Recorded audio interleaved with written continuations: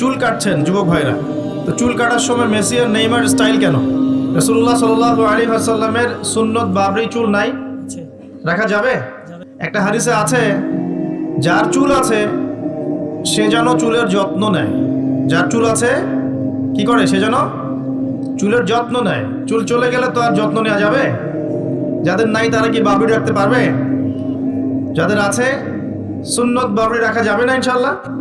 আচ্ছা, সব সময় এটা বাধ্যতামূলক নয় আপনার জন্য, কিন্তু যদি সুযোগ থাকে আপনি রাখতে পারেন। ওই সুন্নত না রেখে যদি আপনি এখন তেলাপোকা ছাট দেন তাহলে তো সমস্যা। তেলাপোকা ছাট কি? হাদিসে একটা শব্দ আছে, কুজা করা। এটা মানে কি? মাঝখানে চুল থাকে এইভাবে লম্বা আর দুই পাশ ফাঁকা। এই চুল কাটাটাকে হাদিসে নিষেধ করা হয়েছে। এটা কি জানতেন? আপনারা জানেন না, আমি জানি। এইভাবে চুল কাটাটাকে হাদিসে কি করা হয়েছে? নিষেধ করা হয়েছে।